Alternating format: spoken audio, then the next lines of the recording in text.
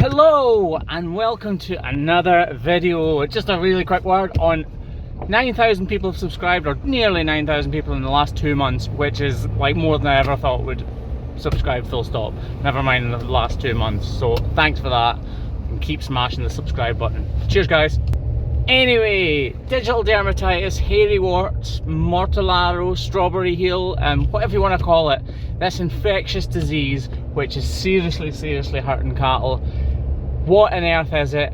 How do you prevent it?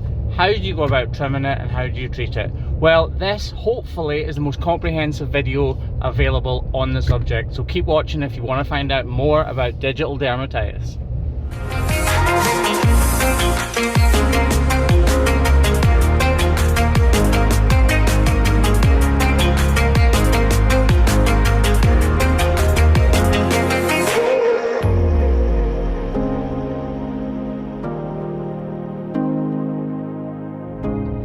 Okay guys, so as you can see, the man bun is gone. A couple of people noticed it in the last video. I was getting a bit too much stick for it and the wife wasn't too happy, so we got rid of it. Anyway, digital dermatitis, as it's known in the UK, or Mortellaro on the continent, on Europe, and hairy heel wart is what it's best known as in the States and in Canada. But what is it? Well, this is an extremely infectious disease which affects a huge amount of cattle across the world, which is found usually on the heel of the cattle's feet, in between the toes, so at the bottom of the pastern but in between the claws at the same time. It can be on the front, it can be around the side, or anywhere on the coronet, and in some cases you get it on the dew claws and even further up the leg towards the knee joint. Most commonly though, it is on the ground. Now bear with me here, this is a wee bit scientific, but basically what causes dermatitis is a treponema, a specific type called a spirochete. Now a spirochete is basically a little worm that corkscrews like this, and it can stick into skin. It moves through liquid and flesh in this corkscrew motion, and because it does that, it makes it extremely difficult to treat. Now if you look at this video, it's showing the spirochetes in action. As you can see, they head straight for the dermis, straight for the skin, and they burrow their way in there. So anything you do on the surface isn't going to get to the heart of the actual spirochete itself. So it's not going to kill the little worm, if you like. But also the difficulty you have with these spirochetes is that they actually aren't detectable by the cattle's immune system for some reason. And to make matters worse, they can actually build a bubble around themselves from proteins and basically live in this little micro environment, this little capsule that's protected by this protein bubble from any immune system that was able to detect it. So the white blood cells in effect can't get to these spirochetes to kill them. Spirochetes on their own won't actually cause dermatitis. In every case that has been really analysed and put under a microscope, there has always been other bacteria present which can break down the skin and allow these spirochetes access to the dermis. These other bacteria are wide and far reached. There's all sorts of different bacteria that I don't know the name of, like Staphylococcus and all these different complicated bacteria that are involved. So yes, we need to treat these spirochetes, which are extremely difficult to actually treat and for the body's immune system to pick up on, but we also need to treat the other bacteria as well. There's loads and loads of different types of spirochetes, but it comes down to 12 main types that cause dermatitis, or are partly to blame anyway. So research is moving forward. They can at least narrow down the main types and hopefully eventually find some sort of inoculation against dermatitis, but in the meanwhile we're going to have to treat it. How do we treat dermatitis? Well, like any other bacteria, spirochetes and these other bacteria that are involved in forming dermatitis lesions have a cell wall or a membrane, and this cell wall needs to be broken down, otherwise the cell itself can't actually be killed. So when you use an antifungicide like copper sulfate or a disinfectant like formaldehyde or similar things like these, what you're doing is you are breaking down the cells, the cell walls, so that the body's immune system can detect these bacteria and then kill them. So Treatment wise, there are loads of things on the market that will work. The difference between them all is the varying severity of them and the cost implications of them, how good it is for the land. In copper sulfate's case, it's not good. You don't want to be putting these heavy metals on your land. In the case of formaldehyde, that can cause cancer within people themselves and other sorts of things like emphysema. So I recommend using copper sulfate in small amounts but often. Everybody will have a different opinion on this, so I really don't want to, I'm not going to strongly recommend it or anything like that, because if I do, I'm just going to get loads of crap beep in the comments, so I'm not going to do that. But what I will say is, little and often is absolutely key. The environment our cows are in is extremely dirty, not because farmers are particularly dirty people, but it's inherent to the creature. They produce a lot of manure because they are high output machines, if you like. So keeping the feet clean is absolutely key. Dermatitis can't actually live in oxygen. So if the feet have plenty of access to oxygen, in other words, if they're really clean, then they won't have dermatitis in the first place. And that is the key, really. A simple solution, even such as washing their feet daily through clean, fresh water, can be massively beneficial to your cows. In Sweden, for instance, in some places in the snowy times of year, they let the cows out to run around in the snow for sort of 20 minutes, half an hour, and that works fantastically well because it means that the feet are very, very clean and very open to oxygen getting to that dermatitis. Now that brings me on to another subject, cross-contamination. How do foot trimmers, how do farmers and vets and the environment that the cows living in affect dermatitis when it comes to cross-contamination? Well, it can be pretty massive actually. Like I said, dermatitis can't live in oxygen, but only for extended periods of time. So if, for instance, if you use a knife on a cow with dermatitis and then you use that same knife on the next cow which doesn't have dermatitis, you will be transferring spirochetes and those other bacteria to that cow. There's no doubt about it. It's been proven that bacteria can live on knives up to 2.5 hours.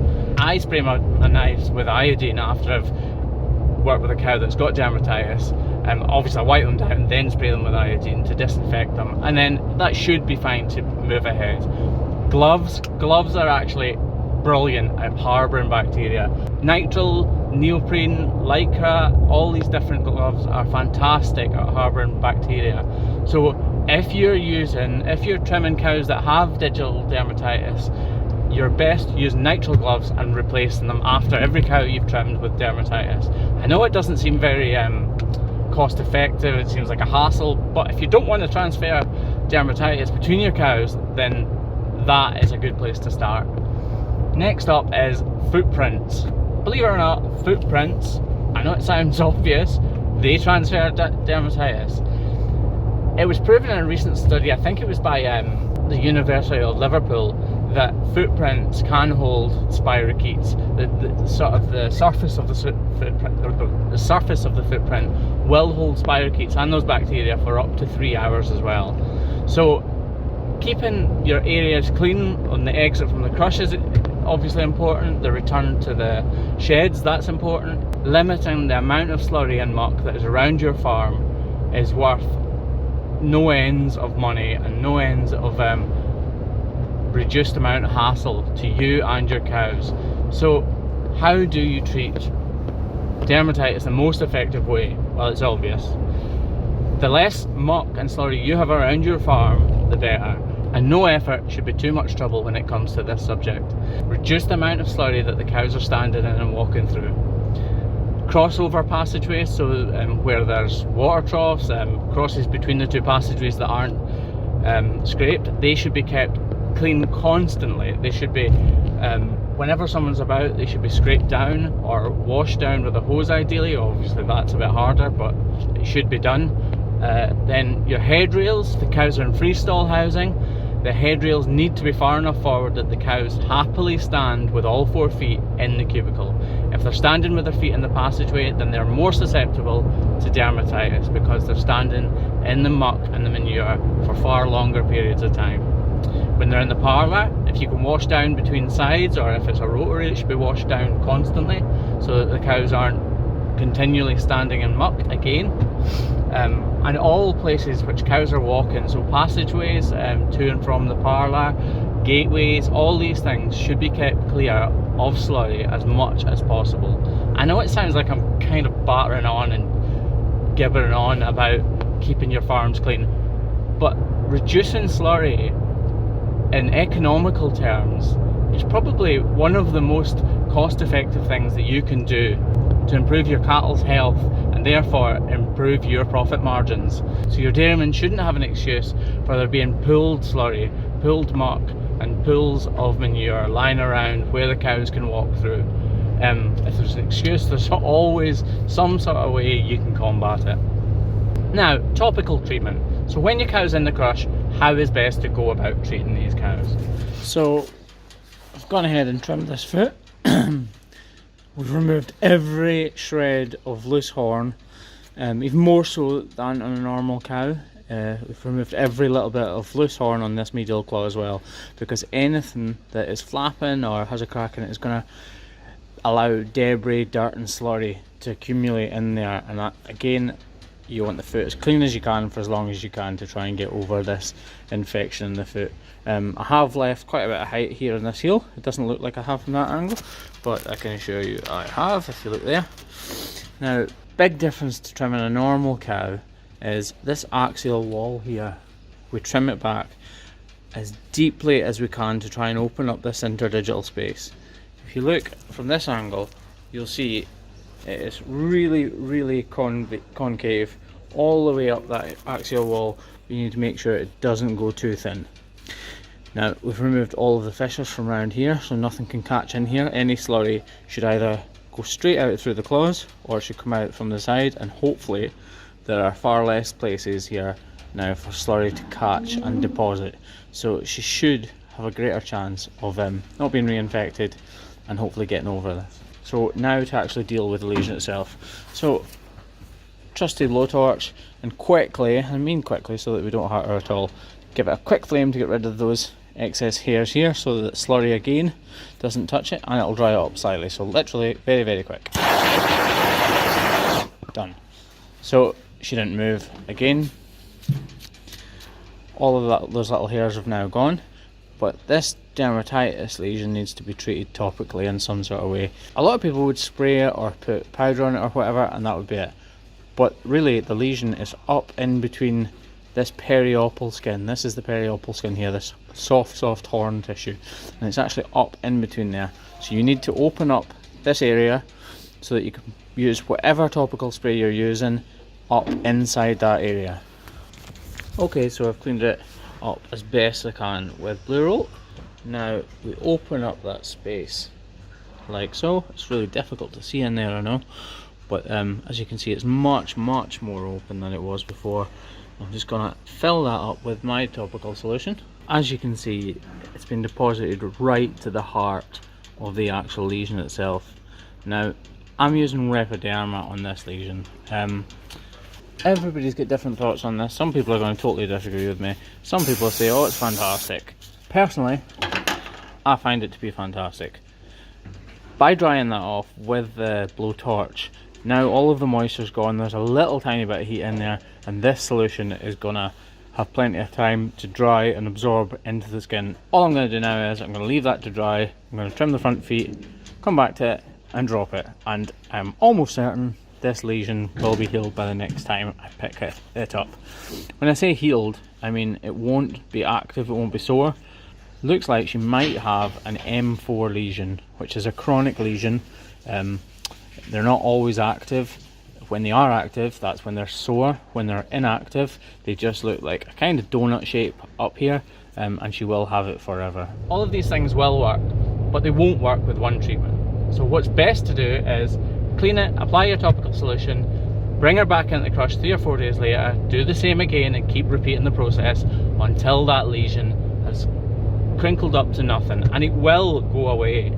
If you are religious and rigorous in what you're doing and you're routinely picking these up time and time again, you will see these lesions shrink and eventually disappear to nothing. If digital dermatitis and these spirochetes can't be detected by the body's immune system, Why is there any sort of reaction? Well, the localized immune response, so the cells around the lesion do respond, and they respond by basically having a hyperplasia effect. Hyperplasia basically means just rapid growth or spontaneous growth or whatever you want to say. And this hyperplasia effect is when you get these keratin fingers. So that kind of hair, those long sort of thick strands of hair that aren't actually hair, they're made of pure protein, keratin in this case. They are the localized immune response. So the localized cells, all the skin, in other words, around that dermatitis lesion are trying to attack the spirochetes, and by doing that they have this hyperplasia effect, which means there is a rapid growth of skin and cells and a swelling around the lesion itself. So you will get sort of these big donut effects like this. They sit like this high up on the heel. That is the hyperplasia effect. You get the warts, as some people say, which are really sort of bulbous, and they've got these keratin fingers coming off. This is all forming not because of the dermatitis itself, but because of the localized immune response, so the localized cell response to this spirochete which is invading the body. So should you cut it back? Should you trim it back? Well, in my case, what I do is I lightly cut back any extra skin, and if there is any blood at all, I stop. If the skin is dead, so if there's no blood supply to the skin, then it's fine to remove it. You're not going to hurt the cow, and you are going to give her more comfort because there's not going to be that growth on her heel. If you have a huge problem with dermatitis right now in your herd, what should you do? First thing you should do is you should tackle cleanliness around your farm. Reduce your slurry pools, reduce your pools of muck, increase the amount that the passageways are being scraped, and make sure those crossovers are being cleaned as regularly as you possibly can. By doing that, you will have an immediate effect on your herd. Next up, you should start a foot bathing routine. If you have a problem with dermatitis in your farm, I don't see any reason why you shouldn't be foot bathing at least 5 days per week. Now, the different solutions you use, as I said earlier, they can vary, but the point that needs to get across is these feet need to be disinfected and cleaned once or twice a day for at least 5 days a week. If they're not, then these lesions will be allowed to proliferate, they'll be allowed to spread, they'll be allowed to get bigger, and once they're bigger, they will cause a lot more problems within your cattle that aren't as simple as dermatitis to get rid of. Okay, so for me, here is the big one. Here is where dermatitis really has the biggest impact on your cow's health and lameness in general. This is described as a non-healing lesion, a term I cannot stand personally because it's misleading and it's incorrect. A better way to describe it would be a complicated lesion. So this would be a complicated white line defect. Now it's complicated because it's covered in dermatitis. That granular surface you can see right in the middle of the open part of that wound is dermatitis, and it's feeding on the corium, which is obviously where the horn's grown from. So if there's dermatitis attacking the corium, there's no way it can produce healthy horn and repair the lesion. So no matter what we do with regards to just purely mechanical trimming, that lesion cannot heal until the dermatitis has been dealt with. Now this is the same for all sorts of lesions, from sole ulcers, heel ulcers, toe ulcers, white line defects, and sole fractures. If any of them have got dermatitis on the corium and therefore are complicated, they cannot possibly be healed until the dermatitis has been cured completely, so that the corium is then able to function as it should. In the case of things like toe necrosis, a lot of the time those conditions are purely there because the cow has had digital dermatitis to begin with. So you may think digital dermatitis is easily kept, it's okay, it can run on for a couple of weeks without you really interfering, and then you'll have a big boost and a big input of foot bathing and sort that problem out. But that is not where the true problems lie. The true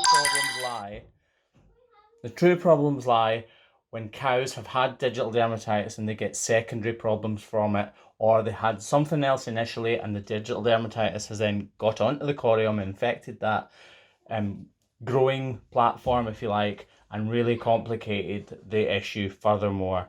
So do yourself a massive favour, start foot bathing today if you've got any digital dermatitis within your herd, and really promote the future hoof health care of your cattle. Okay, this has been digital dermatitis, and it's been as comprehensive as I can make it. I'm pretty sure I'll have forgotten loads of things to mention, so if I have, let me know in the comments anything else you'd like to know about it. Cheers for watching, guys. Bye.